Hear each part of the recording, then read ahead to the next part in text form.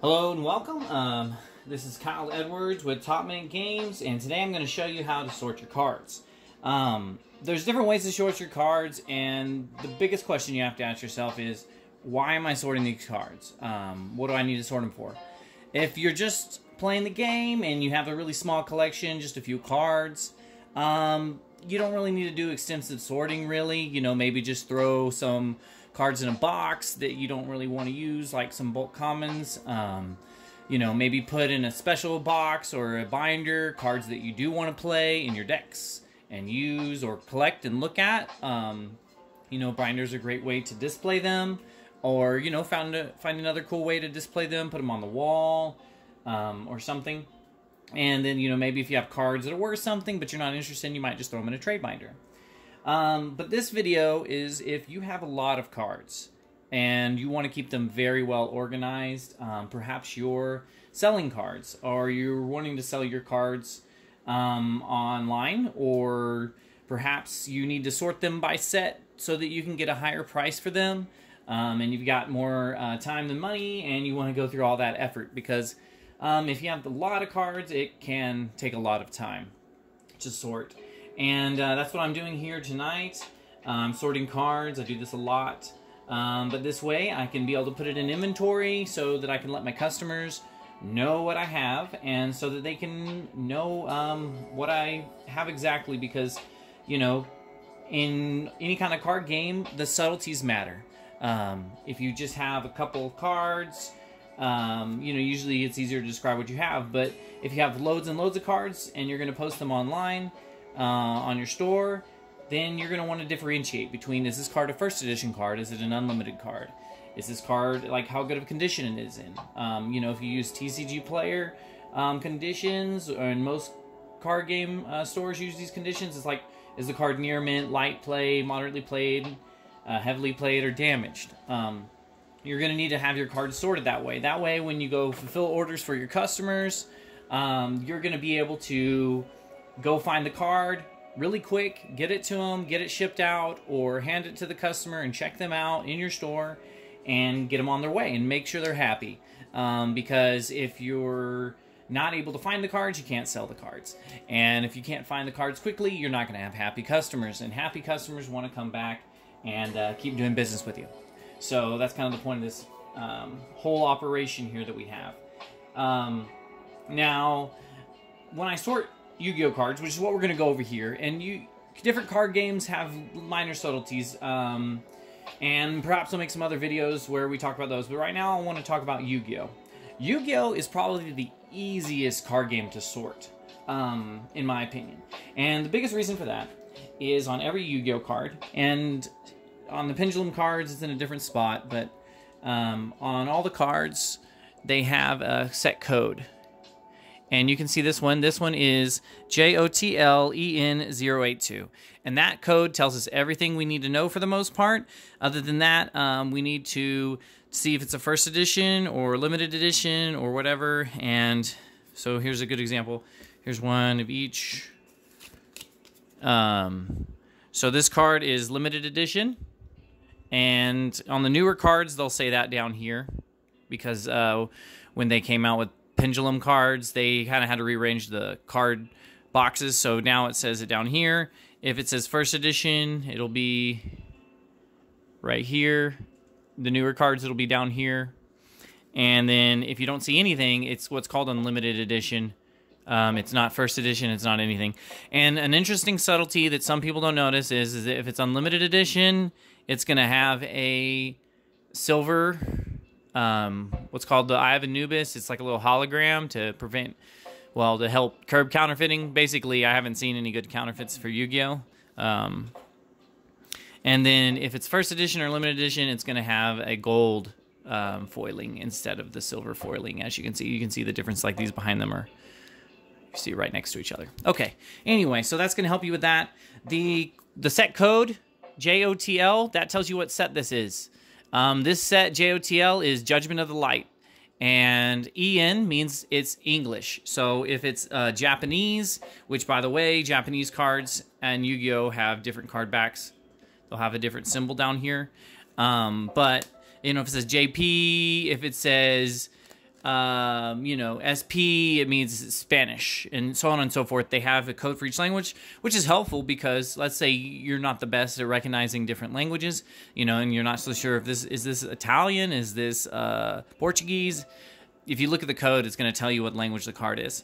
I deal mostly in English cards, but sometimes foreign cards come my way, and if it's a card that's at least a few bucks, then, I might actually list it for that language and everything. So the first thing you want to do is, let's say you just bought a big old collection. You have a couple thousand Yu-Gi-Oh cards that you got to go through. You got a big old box, and you want to get them all sorted. The best practice is to have them all sorted by set, and you want all the sets alphabetized amongst each other so that you can find like all the A sets at the beginning and all the Z sets at the end and everything in between. And then within each set, you're going to want to have all the cards alphabetized. You're going to also need to grade all the cards if you're selling them online, because you do not want to sell a customer a light played card and sell it as near mint, or because if you do that, you're going to have unhappy customers. And you don't want to do the opposite. You don't want to sell a near mint card as light play in general, because you're just leaving money on the table, because the near mint card is obviously going to be worth more than a light play card. That being said, if that's your policy, just list everything as light play at best, then that's a thing you can do. It's going to lead to more delight with your customers. They're going to be happy that the card's in better condition than they even thought they were getting. So, but in general, I do differentiate between near mint, light plays, because some people are really looking for near mint cards, and if you tell them it's a light play, they might just shop elsewhere because they're wanting a near mint card. So to do all of that, and then within each set, obviously you need to alphabetize your cards, and then you got to sort each card by its edition, if it's first edition, unlimited, and also you need to separate it depending on what its grade is. Near mint, light play, moderate play, heavily plays, damaged. So when you have a bunch of cards, a couple thousand, you just bought them from a collection, the best collection you can ever pick up is somebody who bought a bunch of packs, didn't really sort their cards, and then kept them all. Like, the people that don't sort their cards are the best people to get cards from, because all of their cards, they just open them from boxes, pull out the couple cards they wanted, and then put the rest in a box, and literally you'll have a giant stack where it's just all the same set together, like a whole booster box worth. That's awesome. That's going to save you so much time, just for the fact that, usually those collections, the cards will be in better condition because they weren't really played with, and all the set is already together. But that might not be the case. You might be getting a collection from someone who was a heavy player and they sorted their cards, but players sort their cards different than collectors might, or especially a store might. And they're gonna like maybe put for Yu-Gi-Oh, they might put all their monsters together, all their spells together, all their traps together, and then with each monster they might sort them by archetypes or by type or attribute or attack power or whatever that person individually wants to sort all their cards by. And the thing is that if they do that, that's a lot of work on you. But hey, it is what it is, and you bought the cards and now you want to get them sorted. I recommend before you sort the cards, you go through the cards and you pull out and you differentiate cards between cards you want to sort and cards you don't want to sort. Because, I'll be honest, some cards aren't worth sorting and grading. They're better selling in bulk lots just because, they're not like highly sought after cards. But if there are cards that you decide, for whatever reason, you want to sort, you're going to take that stack and you're just going to go in layers. Because the thing that note about sorting cards, no matter who you are, maybe you're a crazy genius, but if you're not an extremely crazy genius, then you're probably a normal person, and you can only think about so many things at once. And even if you are able to think about multiple things at once, you can probably think about one thing much faster than you can think about multiple things.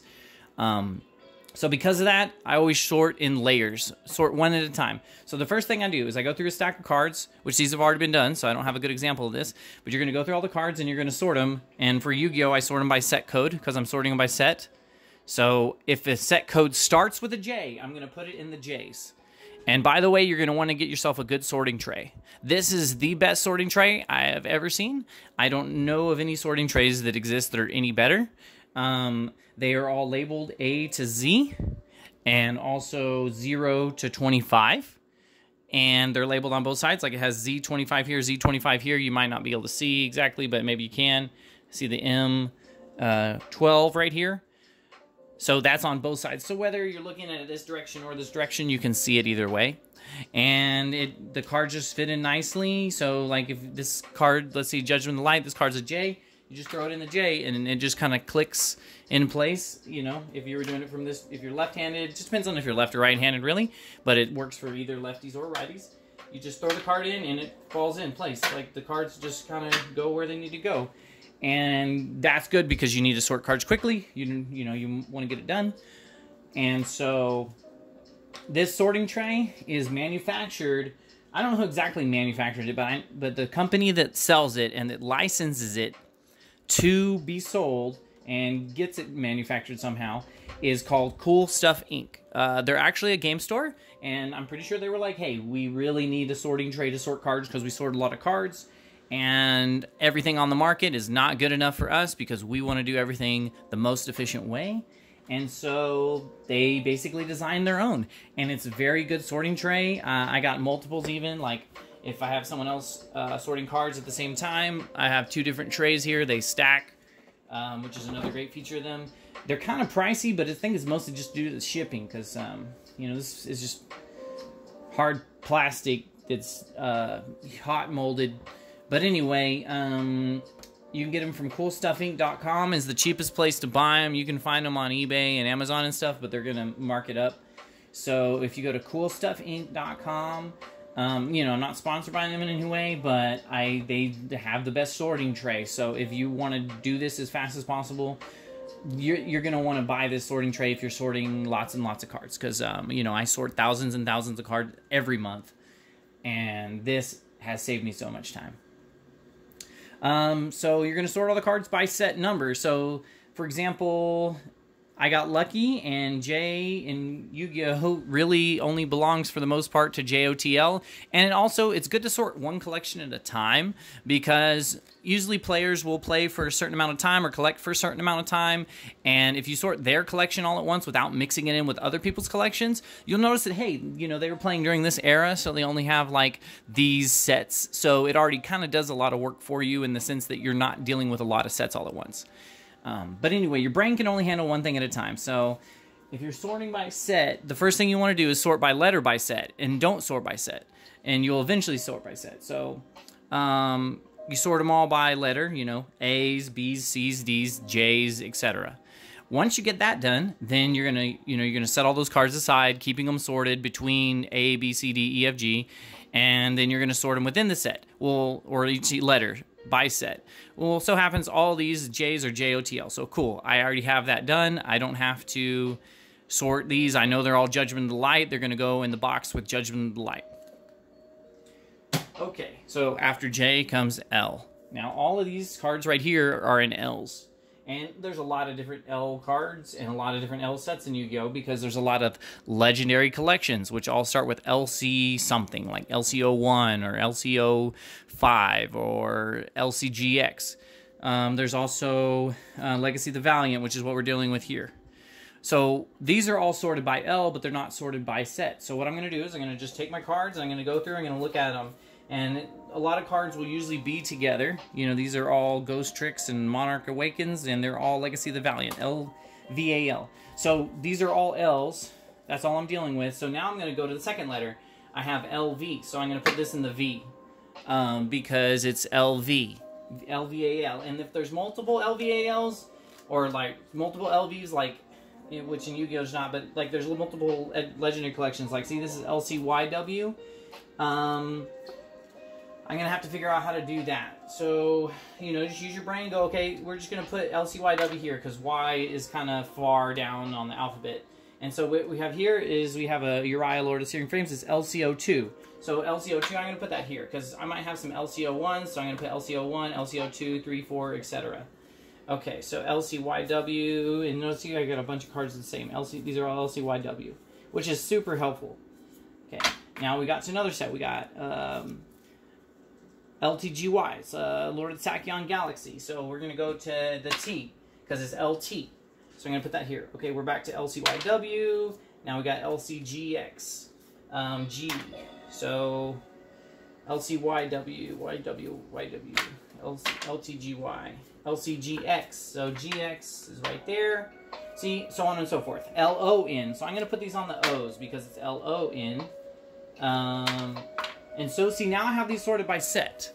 These are all in their own individual sets. So when I get done with all of these stacks, they're going to be sorted by set. I'm going to put them in the box or the section of my boxes where that set goes. Then what I'm going to do is we're going to go back. So I'm just going to, I'll just resort these, but they're already semi-sorted here. So, but let's say we're going to do this JOTL. And I got more JOTL, but let's say this is all I have, and I want to sort these. So I find then it's easier to grade cards when you have a stack of them. Because you can kind of look on the edges, you can pull out cards, you're like, okay, that one for sure got a little ding on the edge. So that's going to be like, at best, light play.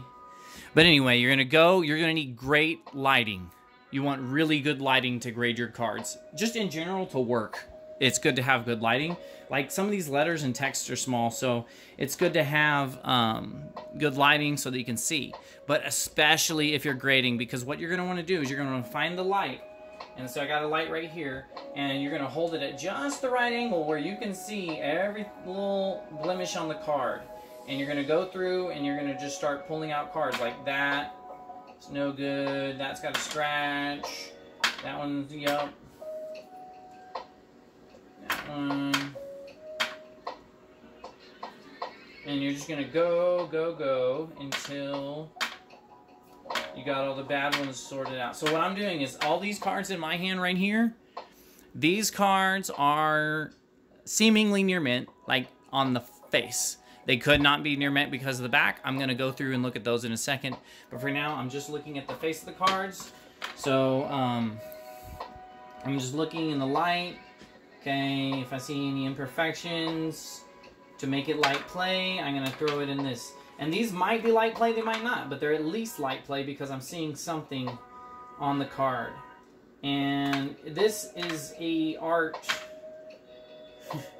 You get better at this the more you do it. It takes a lot of and an extreme attention to detail. So if you have like a certain employee who has the best attention to detail, they probably are the better people to have great cards. Because some of your customers are going to be very particular, and you don't want to make them unhappy because, you know, that's just bad business to lie to people. And you can't tell people, hey, I got a near mint card here, and then it's not a near mint card. So I'm looking at the backs now, and I'm pulling out anyone that's not a near mint card. Nope, nope, nope, nope. Scratched. Okay, so these cards, these are my near mint cards. This is what I got left. Okay, so these are all near mint. Now I'm going to flip them, because that's what I do in Yu-Gi-Oh! Is I flip them and I look, because if you can ever, it depends on if you're right or left-handed. If you're left-handed, it just depends really, but it kind of works either more. Actually, if you're left-handed, it's kind of awkward, but however you want to do it, if you ever need to flip the cards upside down, that's a great way to sort cards. Sometimes if the thing you're looking at's here and you're right-handed, or if the thing you're looking at's here and you're left-handed. So I'm going to go through, I'm going to look at these, I'm going to pull out all the silver ones. And so I know, cool, these are unlimited. Boom. These are my near mint unlimited cards. Okay, and then this one, they have some limited edition stuck in here. There were like some promo cards for the set, so I'm going to sort those out too. So I'm like, here is my unlimited, near mint unlimited, near mint first edition, near mint limited edition. Okay, so cool. So now I'm going to go through, and then I'm going to go through these cards, and I'm going to look out at them and then pick out anything that would make it moderately played or worse. And so, these are all looking mostly light play.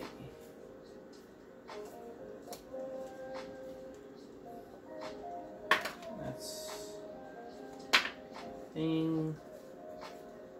Remember, you gotta hold it at the right angle for you on the light. So you might not be able to see this in the video, but... Okay, now I'm gonna go over the back.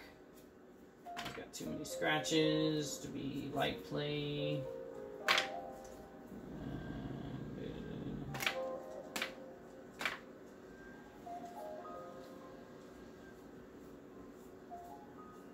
And grading, you can have different grading policies. You can have your own grading policy that you post on your website. You can use TCG Player's grading policy. If you do that, go to tcgplayer.com, and if you dig through there, you can find the grading policy. And that way, you know, you could say, hey, you know, especially if you're going to list them on TCG Player, you really should be using TCG Player's grading policy, not your own. So cool. These are all light play. And these are probably all moderately played, because I didn't notice any heavy play on any of them.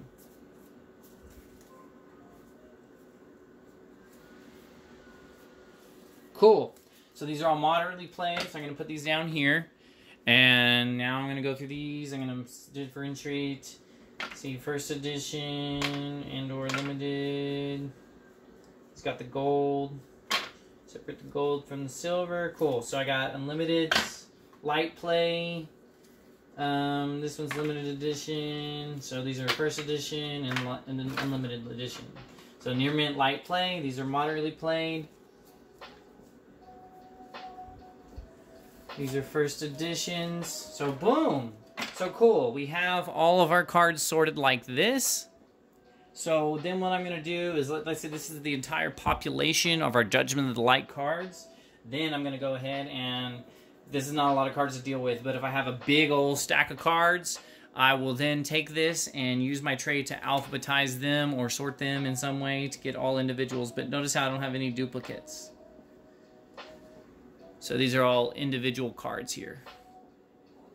And because these are individual cards, then I can sleeve them individually. So these are all near mint first edition. So what I could do is I could go in and I can get some sleeves. And I have some sleeves that are already marked near mint first edition, which is kind of hard to tell, but there we go. Near mint first edition. It's just NM first. That's my code. You can use different code. You can use color-coded sleeves or whatever. And then I'm just going to go slip all those cards in that, and then that way, no, cool, these are near mint first edition. So let's say I do this.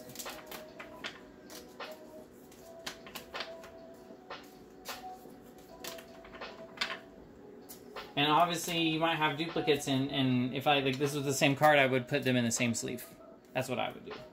That way you can use less sleeves. Cool. So now we have all these cards. They're marked near mint first edition.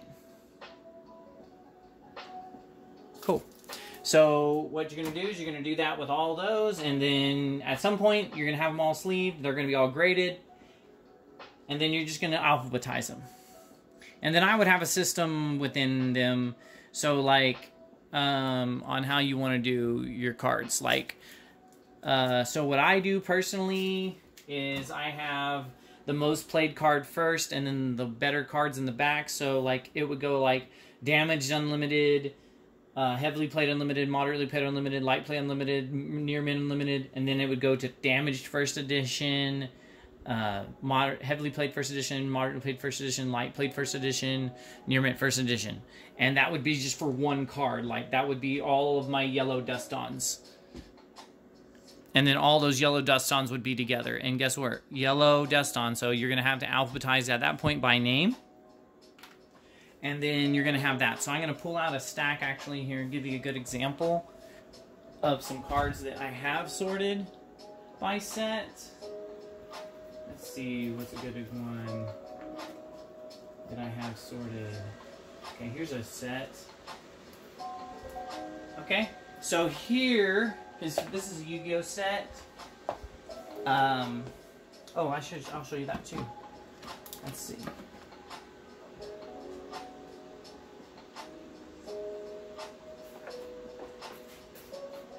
Alright, cool. So what I have is this is a set of Yu-Gi-Oh cards. I don't have a whole lot of this set for whatever reason. Some sets you get more of, some sets you get less of. But this is all BLHR. So BLHR goes after BLAR and before BLLR. So when I sort Yu-Gi-Oh sets, I sort them by the code. I don't care what the name is, because obviously this is Battles BA, Battles of Legend. But I go by the code. So this is like BLHR. So I do BLHR, and it's Battles of Legend, Heroes Revenge. That's the name of the set. So I got this little divider, so I know this is all Battles of Legend, Heroes Revenge. Some of the cards I sort different if you look. So these are all alphabetized. So I have All Eyes Phantom Dragon, Apparition. So see how this is all alphabetized by card. See if I got an example of something with multiple grades. This is a newer set, so most of the cards are obviously going to be near mint first edition. Okay, so I'm going to put those there, keep them in order. Yeah, you don't want to get your cards out of order. We might not have it on this set. And I put some of the more higher value cards like in top loaders if it's worth a little more. So maybe this wasn't the best set for this example, but you know, if I had like a Lucky Loan that was light play first edition, it would be like next to this Lucky Loan. That way all the Lucky Loans are together. You know, everything's alphabetized. A, starting with A. Let's see, can you see that? It's hard to heard of it. All Eyes Phantom Dragon. And then it's going to go all the way to the end to Will of the Salamangrate at the end. So these are all sorted. So this is good to go. So I can put all these in my inventory. This is all my Battles of Hero Revenge I have at this very moment in time. And if I get more cards, then I'll just do the same thing. Sort them, you know, grade them, put them in my inventory, and all that so that I can get them to my customers so that they can have what they need. So there's other ways to sort your cards, but really this is like the generally accepted better way to sort your cards is have them sorted by set and then alphabetized within each set, and then within each card have them graded, and you know, difference between different printings. Like some games have first edition. If it's like Magic the Gathering, the newer sets like the rares have like extended border versions.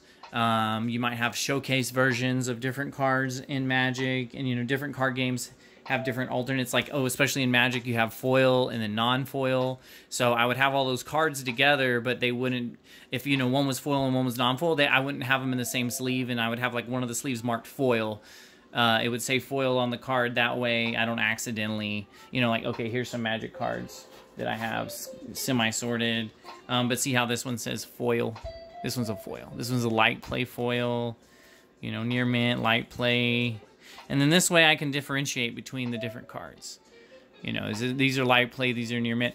That way you don't need to look at the cards over and over. Like, you need to grade them once, label it, and then that way you're not having to grade it constantly. You know, because the grade's not going to change if it's well protected in a good sleeve and in a good sorting system in a clean environment. You know, that's the thing about sorting your cards, is you really want a clean environment. I always wash my hands before I start handling and sorting the cards. If you're sorting some older cards, you know, after a while, maybe your hands start to get a little dirty, then go ahead, just like go wash your hands, keep your hands clean, keep your area clean, your workstation clean, and your surfaces clean. It's going to keep your cards clean. Clean cards are going to be in good condition. If a card's dirty and you put it in a sleeve, it's only going to get damaged over time, because if it rubs in with the dirt against the card surface inside the sleeve, it's going to just damage it over time. You really want to keep your cards clean. You know, you don't want to smoke around them or anything like that. That's definitely going to damage your cards and give them yellow edges and all kinds of other issues that are just going to make your cards less valuable. So, you know, if you're into collecting and having your stuff in good condition, or selling and, you know, making as much revenue as you can off of your cards, then you're going to want to keep them in good condition. But for the most part, that's how I sort cards. Like I said, you get this sorting tray from CoolStuffInc.com. Amazing sorting tray. Recommended 100%. They're good people there too.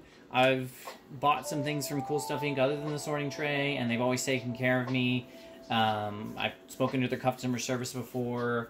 So it's a good company. They've been around for a long time. They're well established, so you can trust them. But I'm going to make some more videos like this, so if you enjoyed the video on how to sort your cards, I can go over more things that you're going to do if you're trying to sell cards, or start your own shop or something selling them, or just if you just have a massive amount of cards and you want to have your collection really well sorted so you can find a card whenever you want. Like you want to be able to pick out, you know, where Metal Dragon is from LOB. Boom, you can go find your Metal Dragon and be able to get the card right away, so you're not digging through boxes for hours, because no one wants to do that. You know, this does take a lot of time, but you put in a lot of time up front to save yourself a lot of time later. And if you're selling the cards actively and always looking for them, or always looking for them for other reasons, if you sort them right once, and you're gonna save yourself time in the long run. Because you will spend so much more time looking through all your cards for one card every time, and that's just a good way to live in general. If you a well-organized place and space is gonna just be better for you psychologically, and then just time-wise. So if you have any ideas for other videos you want to see, you have questions like, hey, I'm trying to sell cards and I'm running into this issue. I've been selling cards for a while now, and we're slowly expanding and getting better and better. So there's probably some things that I've been over, and so if you have some issues that you're running into, I might have already ran into that issue and found a really good solution. I would love to answer your questions, so please just comment below if you have questions that you would like answered about selling or sorting cards, or buying cards or anything, and I'll probably have some other videos on how I do all those other processes. But if you really enjoy this and you want to see those upcoming videos that I'm going to have more of, definitely subscribe to the channel. And if you liked this video, please leave a like, and if you didn't like the video, just tell me why you didn't like the video in the comment, and hopefully I can make some better videos here in the future. But thank you for watching. This is Kyle with Top Mint Games. And if you ever want to sell your cards, you can sell them to us. Just go to topmintgames.com. You can contact us, and we will buy your cards. We're always buying. Thank you so much.